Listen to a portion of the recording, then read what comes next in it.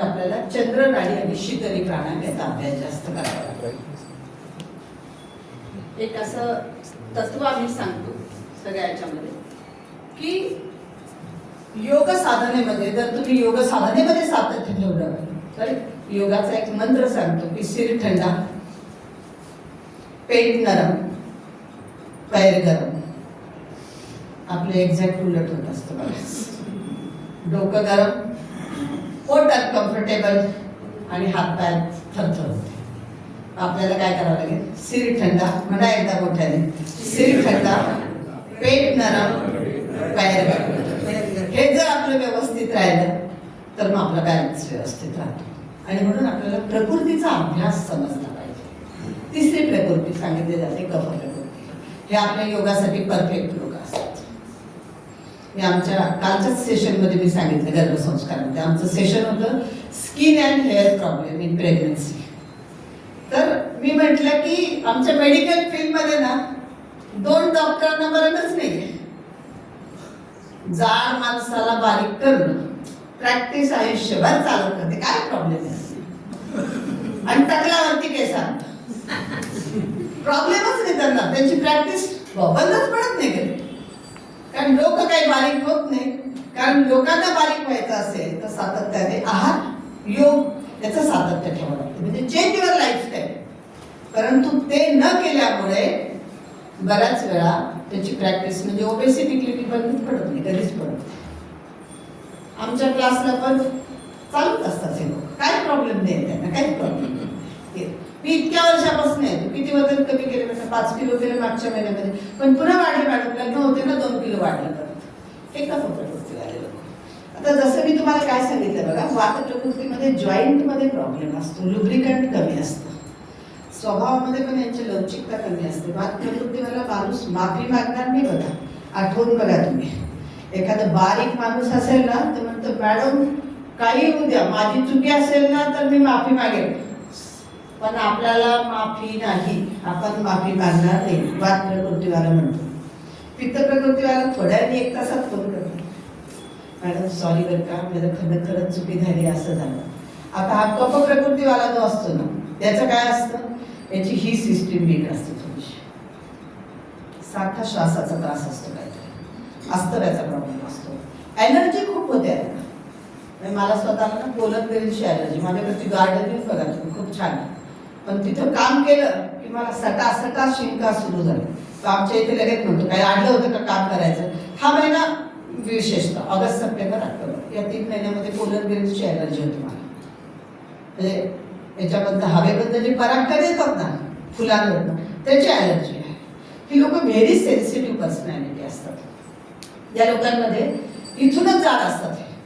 म्हणजे आपण म्हणतो ना खाते पिते घरके, पहिलेच त्या पैसे हे खाते पिते घरके असतात. ही इथूनच जाड पर्सनॅलिटी असते. या लोकांमध्ये श्वासाचा प्रॉब्लेम खूप कॉमन असतो, कारण वजन जास्त असतं, ओबेसिटी असते यांच्यामध्ये, मसल स्टॉकच असतात नेहमी. या लोकांना गोड प्रचंड प्रमाणात आवडतं. म्हणजे माझे क्लायंट असे खूप चांगले इंडस्ट्रियलिस्ट मला म्हटले मॅडम ही खाऊ देत नाही ना. मी काय करतो म्हणजे छोटीशी गुळाची ढेप ठेवलेली म्हणे कारमध्ये, एवढीशी ढेप, आणि ती खातो म्हणे, गुळ खातो म्हणे मी कारमध्ये बसल्यानंतर. कारण बायको नसते ना मग ऑफिसला यायला जाताना, कंपनीत जाताना. इतकं गोड यांना प्रचंड प्रमाणात आवडतं, खूप गोड आवडतं.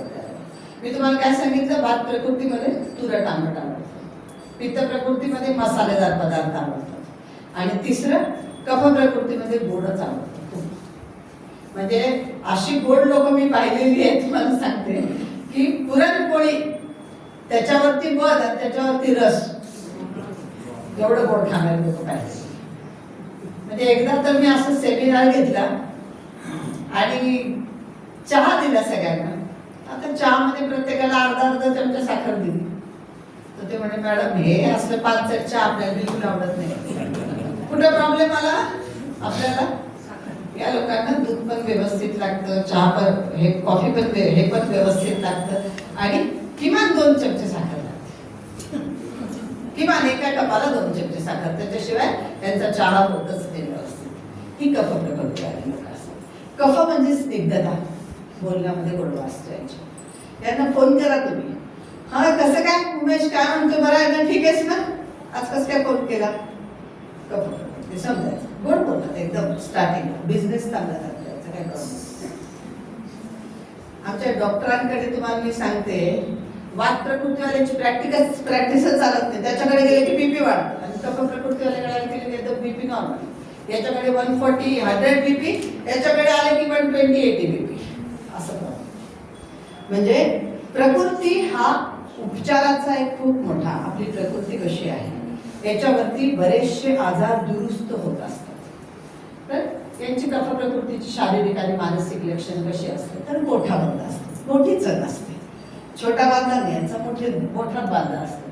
त्याच्यामुळे दुसरं काय असतं की जे काही प्रॉब्लेम येतात, लंग्सचे प्रॉब्लेम येतात, त्यांना दम लागणं, धाप लागणं, अस्थमाचा प्रॉब्लेम, तर यांना थोडेसे वेगळे प्रकार शिकवावे लागतात व्यायामाचे. त्याच्यामुळे यांचा फायदा होतो. त्वचा यांची तजेदार असते. एक आपल्याला आयडियल उदाहरण कोणाला सांगतात, अनुपम खेरची बायको आता कॅन्सर झाल्यामुळे थोड्या पाठी झाली, पण त्याचा जर पहिल्यांदा पाहिला असेल ना तुम्ही, जाड बाई आहे, फार अट्रॅक्टिव्ह, काय झालं तिचं, किरण खेर. एकदम असं पाहिल्यानंतर लक्षात येते की अरे कफ प्रकृतीची बाई, एकदम जाड असू द्या, निर्मिती सावंत आहे, जाड पण एनर्जी बघा किती आहे. म्हणजे हे असे टिपिकल उदाहरणं आहेत कफ प्रकृतीची. त्वचा तजेदार असते, परंतु वात प्रकृतीची लोक वाकत नाही बघा. आपण कफ प्रकृतीची लोक सहजासहजी कपाळ त्यांचं जमिनीला टेक. वात प्रकृतीने वाकायला सांगा, वाकतच नाही ते. नाही बाबा याच्या पुढे नाही नाही नाही नाही, आपण वाकायला गेलो की आ करतात. कफ प्रकृतीवाले कसे असतात, शरीर आणि मनाने फ्लेक्झिबल असतात बघा. खूप छान करतात काही काही लोक असणं, जाड लोक असले तरी, आणि त्या मनाने बारीक व्यक्ती असेल तरी पण तो चांगली असणे करू शकतो. कफ प्रकृती म्हणजे फ्लेक्झिबल, शरीर आणि मन बऱ्यापैकी फ्लेक्झिबल असतं, परंतु यांच्या स्वभावामधला एक मोठा दोष, जसं मी तुम्हाला कृतघ्न सांगितलं ना, पहिल्या प्रकृतीमध्ये काय सांगितलं, तो म्हणेल केले तर काय केलं तुम्ही, पैसे घेऊन केले तुम्ही, थोडे केलं काय, असं काय केलं. या व्यक्तीमध्ये असं असतं की उपकाराची जाणीव खूप असते यांना, खूप जीव लावतात, खूप जीव लावतात, पण एखाद्याने विश्वासघात केलाय की यांच्या मेमरीमधनं ती व्यक्ती डिलीट, नो एक्सक्यूज या लोकांना. म्हणजे नाही बाबा मला जमत नाही, मला नाव नको काढू, मला जमणार नाही त्याच्याशी. कफ हा यांच्यामध्ये हे असतो. आता बघा, त्या मानसिक प्रकृती तुम्हाला मी सांगितलं एनर्जेटिक असते, त्यांच्या जाडीचा यांच्या कुठल्याही याच्यावर परिणाम होत नाही. हे शब्दाला, कमिटमेंटला खूप व्यवस्थित असतात. एक शब्द दिला, वात प्रकृतीला आम्ही काय म्हणतो माहितीये का मराठीमध्ये, बोलून दाखवत नाही, करणेला चुकत नाही. बोलणार नाही वात प्रकृतीवाले, व्यक्त होणार नाही, परंतु तो माणूस पलटला की हा त्या रोजेकर मॅडम ना फार वर्षापासून ओळखते, त्यांना मी खूप माहिती मला त्यांच्याकडे, आणि रोजेकर मॅडम समोर आले की छान, इथे एकाच प्रॉब्लेम येतो, म्हणून सक्सेस रेट कमी येतो. ही लोक काय असतील कफ प्रकृतीवाली की जे काय असेल ते अप्रिशिएशन सांगते तुम्हाला की नाही तुम्ही आजचं लेक्चर चांगलं झालं, तुमचं हे एवढंसं थोडंसं मला काही पटलं नाही, आपण बोलूया त्याच्यावर. ही एनर्जेटिक लोक असतात, स्माइलिंग फेस असतो यांचा. तर काही लोकांना तर असं असतं की त्यांच्याकडे पाहिलं की आपल्याला फार बरं वाटतं. जर असा योग शिक्षक असेल ना, चला सगळ्यांनी सरळ बसा, डोक्यात विचार नकोय, शांत बसा, आणि याच्याऐवजी आपण एकदम स्माइलिंग फेसने त्या व्यक्तीचं स्वागत केलं तर त्या योग शिक्षकाची प्रॅक्टिस चांगली चालते, डॉक्टरची प्रॅक्टिस चांगली चालते. मग या लोकांचं स्माइलिंग फेस असतो बघा नेहमी, हे त्यांचं वैशिष्ट्य असतं. म्हणजे आतमध्ये किती आंदोलनं असू द्या पण चेहऱ्यावरती यांचं स्माइल असतं. त्याच्यानंतर व्यक्तिमत्व प्रसन्न असतं. त्याच्यानंतर स्वभावामधला भाग असतो की good to forgive, best to forget. झाली बाबा चुकी, त्यावेळेस झाली असेल, काय जे झाले असेल, पण आत्ताच्या घडीला त्याच्यामध्ये सुधारणा आहे. त्याला आपण थोडंसं त्या चांगल्या बाबी म्हणजे चांगल्या त्याच्या गुणांची बेरीज करूया. आता तो सुधारलाय ना, आता त्याला ॲप्रिशिएट करूया, हा त्याचा असतो. त्याच्यामुळे यांना सक्सेस रेट बिझनेसमध्ये लोक फार सक्सेस होतात. Good to forgive, best to forget म्हणजे फार डोक्यात नाही. नाहीतर मैं तो भूलीच नाही सकती, म्हणजे मी याच्यावर आर्टिकल लिहिलेले की भूलना भी जरुरी आहे. आपण काय करतो माहितीये का, की कधी कधी ती वात प्रकृतीवाली तेवढंच, मॅडम मी ते नाही विसरू शकत बघा, मी ते नाही विसरू शकत. आणि ते विसरता आलं पाहिजे तरच तुला सक्सेस रेट आहे. तो माणूस बदललेला आहे ना, त्याला स्वीकारा आणि good to forgive, best to forget. आणि त्याच्यामध्ये आणखी काय असतं की या लोकांना उपकाराची जाणीव खूप असते. त्याच्यामुळे काय होतं की या लोकांमध्ये सक्सेस रेट खूप चांगल्या पद्धतीने असतो. आता कफ प्रकृतीच्या लोकांना काय आजार होत असतील? साधे बघा, पुन्हा साधे संभाव्य आजार काय असू शकतात? अस्थमा मी तुम्हाला कॉमन सांगितलेले, कारण काय असतं की शरीरात चरबीचं प्रमाण जास्त असतं, फॅट पर्सेंटेज जास्त असतं. त्याच्यामुळे दम लागतं, धाप लागतं, ही तक्रार यांच्यामध्ये खूप कॉमन नसते. पायऱ्या चढताना, जिने चढताना असं जे होतं हे या लोकांमध्ये कॉमन असतं. दुसरा याच्यामध्ये हायपरटेन्शन असण्याची जास्त शक्यता असते. कफ प्रकृतीच्या स्वभावामध्ये म्हणजे मी असं माझ्या लेक्चरमध्ये सांगत असते की इन्व्हॉल्व होऊन हे लोक ढिगाल होतात. नुसते इन्व्हॉल्व होत नाही, ढिगाल होतात. कपडे निकाल के देंगे वो, तुमच्यासाठी काय कर. त्याच्यामुळे या लोकांना मित्र मैत्रिणी खूप असतात. म्हणजे हाकेला आवाज देणारे यांच्याकडे खूप असतात, कारण हे पण कोणाच्याही हाकेला मदतीला धावून जाणारे लोक असतात. परंतु याच्यामध्ये काय होतं की कधी कधी आपल्याला प्लस मायनस अनुभव येतात. आपण करतो कोणाला तरी मदत, पण मग आपल्याला कधीतरी वाईट अनुभव येतो आणि त्याच्यामुळे काय होतं की आपल्याला या पिरियडमध्ये मानसिक अस्थिरता आपल्याला जास्त येतं, सेन्सिटिव्ह आपण जास्त होतो. त्याच्यामुळे यांच्यामध्ये ब्लड प्रेशर वाढण्याची शक्यता खूप जास्त असते. डायबिटीस यांच्यामध्ये येणारच, कारण वजन जास्ती असतं, गोड खायची खूप हौस असते, व्हेरी सेन्सिटिव्ह पर्सनॅलिटी असते. त्याच्यामुळे जे लोक फार सेन्सिटिव्ह असतात त्याच्यामध्ये थायरॉइड येणार, म्हणजे पॅनक्रियास ग्लँडचा प्रॉब्लेम येणार, थायरॉइडचा प्रॉब्लेम येणार, त्यांच्यामध्ये कधी कधी डिप्रेशनचा प्रॉब्लेम येणार, हे सगळं होऊ शकतं. स्थूलता यांच्यामध्ये बऱ्यापैकी असते. म्हणजे मला लोक सांगतात की मॅडम हवा भी खाए तो हमारा वजन बढ़ता है. असं काही होत नाही. त्याला आपल्याला सातत्याने प्रयोग करावे लागतात. आपल्या ज्या गोष्टींनी आपलं वजन वाढते त्याच्यावरती आपल्याला नियंत्रण करावं लागतं. एक तर योग स्वीकारावा लागतो सातत्याने, आणि दुसरं आहारामध्ये चेंजेस करावे लागतात. थायरॉइड या लोकांमध्ये खूप कॉमनली आपल्याला आढळून येतं. त्या लोकांमध्ये मूड स्विंग बऱ्याच वेळा होतात थायरॉइडच्या लेवलमध्ये. आता यांना काय करावं लागतं? जसं मी तुम्हाला काय सांगितलं, वात प्रकृतीमध्ये काय करावं लागेल आपल्याला? एक्सरसाइज सांगावं लागते. पण यांना सूर्यनमस्कार जास्त करावा लागतो. जिथं पल्स रेट वाढेल, रेस्पिरेशन रेट वाढेल, अशा गोष्टी या जास्त बाबी यांना कराव्या लागतात. मग सूर्यनमस्कार यांना किती करायचे असतात? 1 पासून सुरू करून 40-50 पर्यंत डेली सूर्यनमस्कार केले त्यांचं बऱ्यापैकी वजन कमी होतं. पण पुन्हा सोडलं की पुन्हा लगेच पुढच्या महिन्यात वाढतात.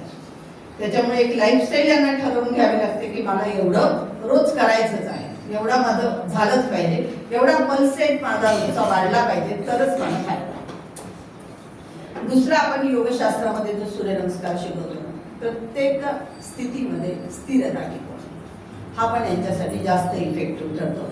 कारण स्थिरता टिकवतानाही जास्त पल्स रेट वाढतोय. बघा तुम्ही बघा, थोडंसं आपण स्थिरता टिकवायची म्हटलं की पल्स रेट खूप वाढतो आपल्याला.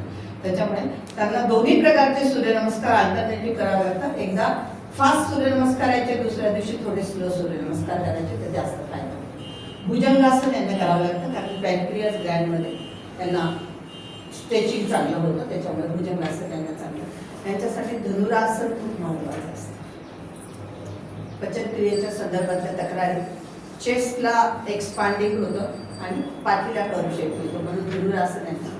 आणि यांच्यासाठी बघा, मी तुम्हाला काय सांगितलं आता, पित्त प्रकृतीमध्ये चंद्र नाडीचा वापर करायचा आहे, त्याच्यामध्ये सूर्य नाडीचा वापर करायचा आहे. राईट नॉस्ट्रिलनी जास्त ब्रीदिंग करायचं. हे पण एक संशोधन झालेलं आहे की एका बाजूने साधारणपणे 30 वेळा उजव्या बाजूने जर केलं तर असे दिवसभरामध्ये 3 सेट करायचे.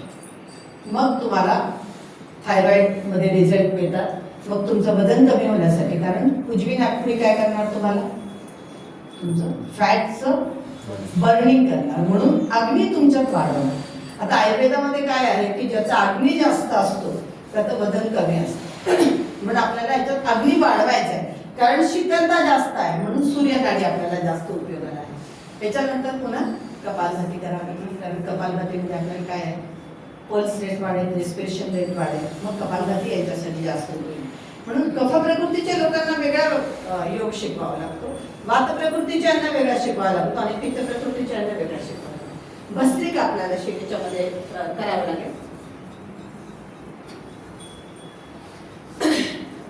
आता बघा, याला आयुर्वेदामध्ये त्रिदोष म्हणतात. आता मी तुम्हाला इथं बसल्यानंतर तुमच्या डोक्यात प्रश्न सुरू झाला असेल की आपली प्रकृती नेमकी कोणती. दुसरा म्हणजे अरे मला तर पित्तही होतं, मला कधी कधी डायबिटीस पण आहे, असं का होतं. तर याला काय म्हटलं जातं, संमिश्र प्रकृती. असं नाही होत की एकच प्रकृती आहे, एकाकी आहे असं नाही. तर वात पित्तात्मक, पित्त कफात्मक असं मिक्स टेम्परामेंट असतं. तर आता हे त्रिदोष तुलनात्मक दृष्टीत्मक असं आहे की याच्यामध्ये कसं आहे की बारीक बांधा, मध्यम बांधा, मोठा बांधा. मानसिक प्रकृती हे आपण आता घेतलेला आहे.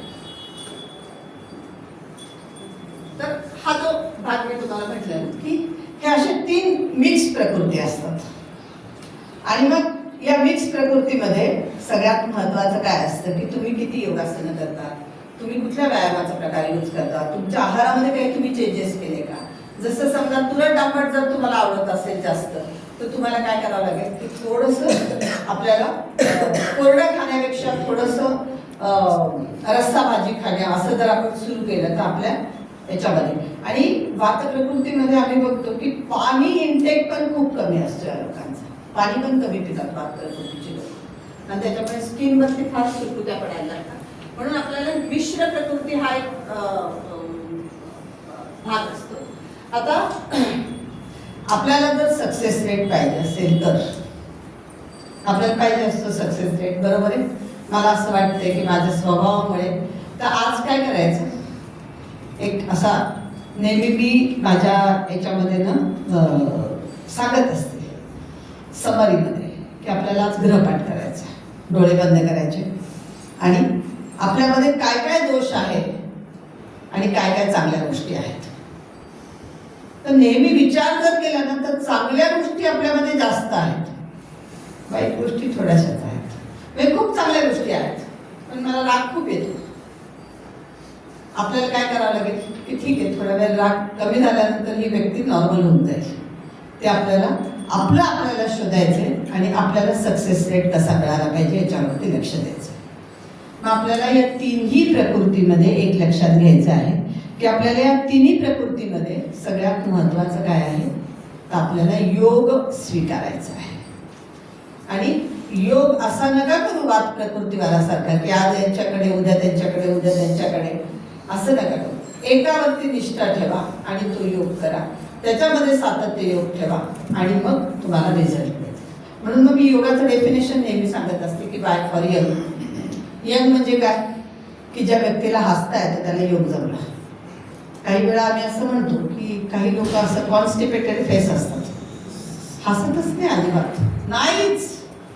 मग आपल्याला काय करावं लागेल तर आपल्या शरीरामध्ये हसणं साहजिक नाही बरं का, एवढं लक्षात ठेवा. सहज हसू येत नाही आपल्याला, त्याच्यासाठी आपल्या शरीरामध्ये हार्मोन्स आपल्याला व्यवस्थित ठेवावे लागतात आणि मग त्याच्यासाठी आपल्याला दैनंदिन जीवनामध्ये ओमचं उच्चारण व्यवस्थित करावं लागतं. स्थिरता आपल्याला जमली पाहिजे. हे जर जमलं तर मग आपल्याला आपल्या प्रकृतीमध्ये, आपल्या स्वभावामध्ये चेंजेस करावे लागतात. आपली प्रकृती ओळखून आपल्याला त्याच्यामध्ये काय गुणदोष आहे हे जर लक्षात आलं आणि त्या गुणदोषांना दोष मानून आपण सुधारण्याची जर प्रक्रिया केली तर मग एक आपण आदर्श जीवन जगू शकतो. म्हणून आपल्याला आपली प्रकृती समजली पाहिजे. त्याच्यानंतर स्वभावाला औषध नाहीये असं जे आपण म्हणतो ना ते आजपासून डोक्यात काढूया. आपल्याला कशाला सेव्ह करायचे, कशाला डिलीट करायचे हे लक्षात ठेवूयात. असं होणारच नाही की सगळी व्यक्ती म्हणजे प्रत्येक व्यक्ती परिपूर्ण आहे असं कोणीच म्हणणार नाही. काहीतरी गडबड होणारच, कधीतरी स्लिप ऑफ टंग होणार, कधी कधी आपण चिडणार, कधी कधी आपल्याला राग येणार, कधी कधी आपल्याला वाईट वाटणार. पण आपल्याला जर दैनंदिन जीवनामध्ये आपण योग अंगीकारला तर मग आपल्याला फायदा होणार. म्हणून योगाचं डेफिनेशन सांगताना मी सांगत असते बाय फॉर यंग.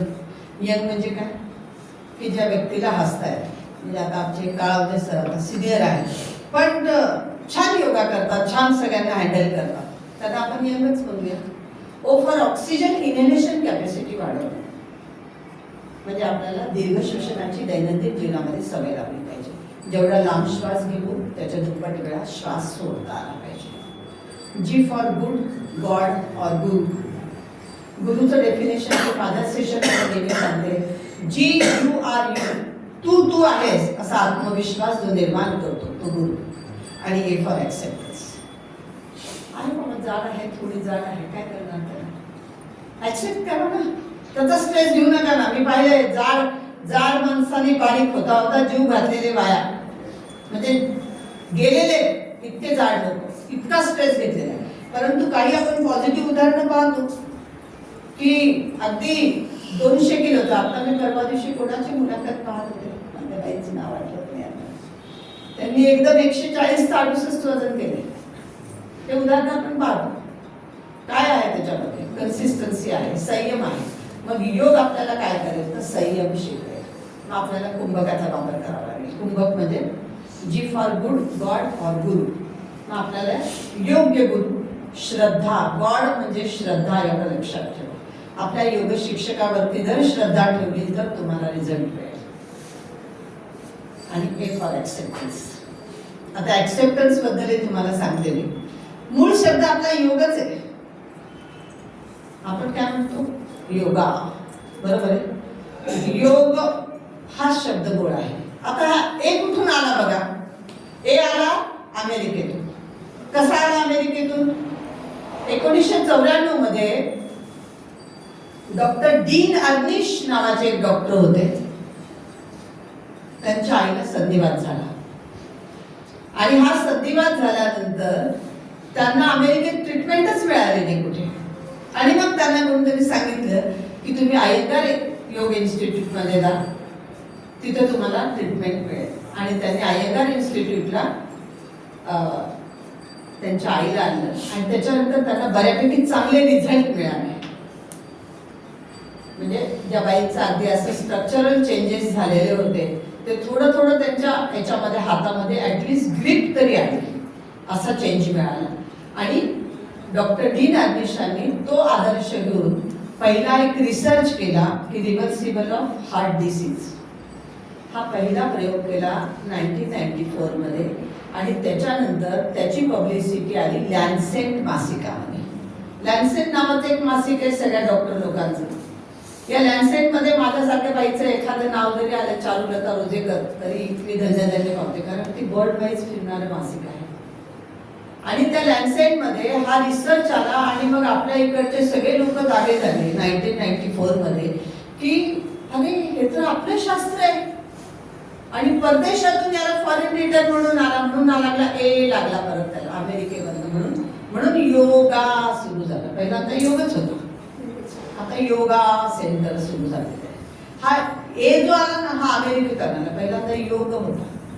मग असं ज्या ज्या क्षेत्रामध्ये ज्या ज्या व्यक्तींनी काम केलं त्याच्यामध्ये सगळ्यात महत्वाचं काय झालं की अजून एक डॉक्टर आहे की त्यांनी काय केलं बघा. आपण आता चक्राभ्यास असं करतो, बरोबर आहे. चक्र जागृत करण्याचा अभ्यास करतो आपण. तर त्या डॉक्टरांनी त्याला जे नाव दिलं त्या नावामुळे तिकडं पब्लिसिटी खूप जास्त चांगल्या पद्धतीने झाली. मला तुम्हाला सांगायचं आहे की योग क्षेत्रामध्ये क्रांती होण्यासाठी काही डॉक्टर्स लोक कारणीभूत झाले. त्याच्यामध्ये आपल्या पुण्यामधील डॉक्टर जगदीश शेरेकर, स्वतः कार्डियक सर्जन, पण त्यांनी मोठा प्रोजेक्ट चालवला की हृदयरोगाला पळवून लावा. कारण अनेक आजारांचं कारण जे आहे ते मानसिक पातळीवरती आहे. 82% आजार जे आहेत हे सायकोसोमॅटिक डिसीजेस म्हणून आम्ही सांगतो. पण डिसीजचं स्पेलिंग कसं सांगितलं जातं? DIS, डिस म्हणजे अनकम्फर्टेबल, EAS, इज म्हणजे हेल्थ, म्हणजे uncomfortable health is called disease, म्हणजे अस्वस्थ शरीर आणि मन म्हणजे विकार किंवा व्याधी किंवा रोग. आणि मग आपल्या प्रकृतीला आपल्याला बदलता येतं. त्याच्यामुळे आपल्याला आज लक्षात घ्यायचं आहे की मी एकच निश्चय करेन की मी दैनंदिन जीवनामध्ये रोजच्या रोज योग साधना कर. योग साधना केली तर असं नाही की आज बाबा इकडं हे आहे म्हणून मी सुट्टी, आज मला थोडंसं बरंच वाटत नाही. काही ना काहीतरी आपल्याला योग जर रोज केला तर तुम्ही आजारी प्रमाणात पडण्याचं प्रमाण कमी होईल आणि तुमच्या प्रकृतीमध्ये, तुमच्या स्वभावामध्ये तुम्हाला चांगल्यापैकी चेंजेस होतील. आता लास्ट बट वन मी तुम्हाला एकच फक्त सांगते आहे की वात प्रकृती, पित्त प्रकृती, कफ प्रकृती याचा जो आम्ही सारांश सांगतो तो म्हणजे तुमच्या दैनंदिन जीवनामध्ये तुम्हाला जर बदल घडवायचे असतील, तुम्हाला एक सुखी आणि संपन्न आयुष्य जगायचं असेल तर ताण टाळण्यासाठी पुढील बाराखडी वापरा.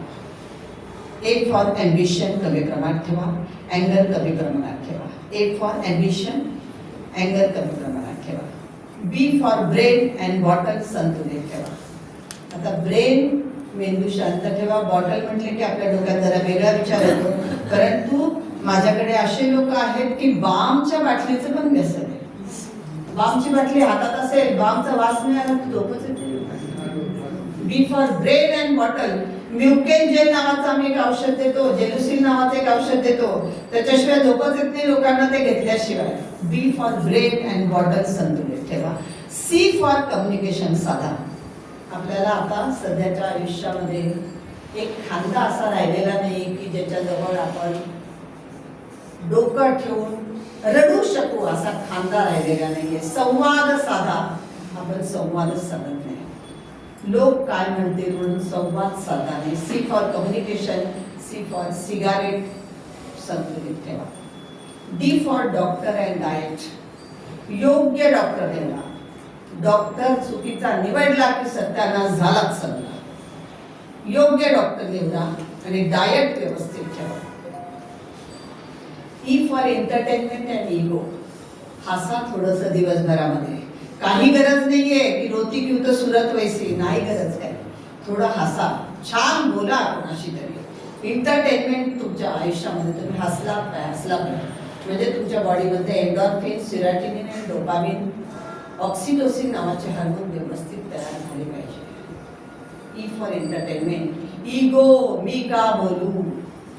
माझी खूप जवळची मैत्रीण आहे, नाव सांगायला हरकत नाही, वर्षा घुगे, माहिती आहे सगळ्यांना, लातूरच्या कलेक्टर होत्या. असंच काहीतरी झालं होतं.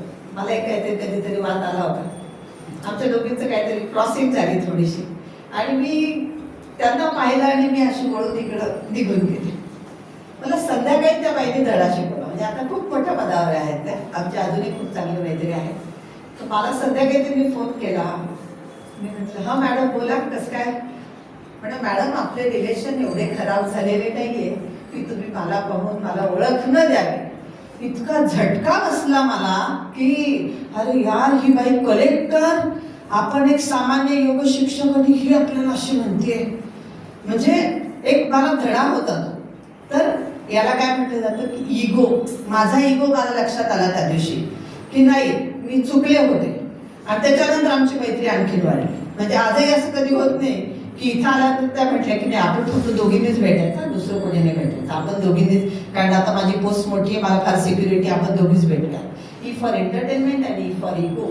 इगो आपला जेव्हा वाढायला लागतो ना तेव्हा आपल्याला लक्षात घ्यायचं आहे की त्याला कसं खाली आणायचं. त्याच्यासाठी एखादी व्यक्ती जर अशी मिळाली तर आपण बऱ्यापैकी आयुष्यामध्ये ABCDEF.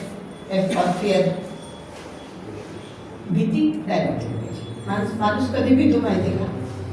कुठेतरी आपण चोरी करतो. चोरी म्हणजे कोणती चोरी.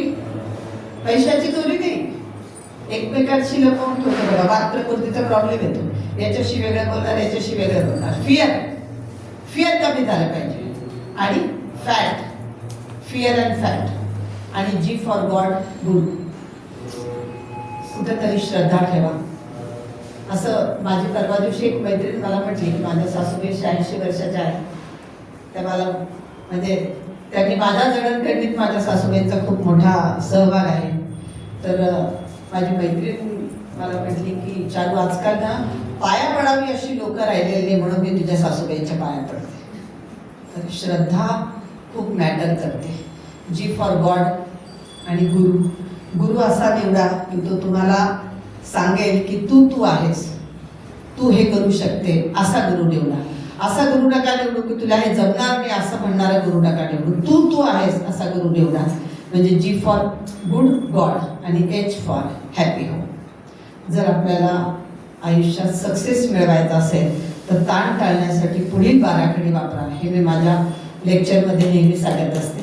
आज मला असं वाटतं की मी जे काही बोलले कदाचित आपली प्रकृती थोडी लक्षात आली पाहिजे. आपल्याला काय करायचं हे आपल्याला थोडंसं समजलं तर आपल्या दैनंदिन जीवनामध्ये आपण बदल घडू शकतो. माणूस समजावून घेऊ शकतो. माणूस जर आपल्याला समजला तर आपले रिलेशन चांगले होऊ शकतात. आणि आत्ताची जी परिस्थिती आपण जी बघतो आहोत की कुठेही काहीही घटना घडू द्या, क्षण आपण उभे असतो, काहीच करत नाही. ही मोठी शोकांतिका आहे आपली सध्या. की काही घटना घडू द्या, लोक फक्त व्हिडिओ काढतात, ते मदतीला धावत नाही. पहिल्यांदा जीवाची पर्वा न करता लोक जायचे. आणि म्हणून आता हे नातेसंबंध जे दुरावत चाललेले आहे त्याच्यासाठी आपल्याला आपली प्रकृती समजावून घ्यायची आहे. आणि योग साधनेद्वारे कुटुंब वत्सल जर आपण झालो तर आपला त्याला खूप फायदा होईल. आपल्या एकंदरीत सामाजिक आणि मानसिक आपले रिलेशन चांगले होण्यासाठी. म्हणून अंधार खूप झाला पद्धती जपून ठेवा. अंधार खूप झाला पद्धती जपून ठेवा. नाती जपून ठेवा. नाती जपून ठेवा. मला आज इथं बोलवलं आपल्या सगळ्यांनी खूप चांगल्या पद्धतीने माझे विचार मी तुमच्यापर्यंत पोहोचवण्याचा प्रयत्न केला. सगळ्यांपर्यंत ते पोहोचले असावेत. आणि काही चांगल्या गोष्टी तुम्हाला जर मिळाल्या तर त्या नक्कीच स्टोअर करा आणि फीडबॅक नक्की द्या. आज इथं मला बोलवलं हा मला माहेरचा सन्मान वाटतोय. कारण बाहेर तर मी खूप ठिकाणी गेले परंतु योग विद्याधामने मला इथं बोलवलं आणि माझं यथोचित तुमच्यापर्यंत माझे विचार पोहोचवण्याची संधी दिली. म्हणून सगळ्यांचे ऋण व्यक्त करते. धन्यवाद.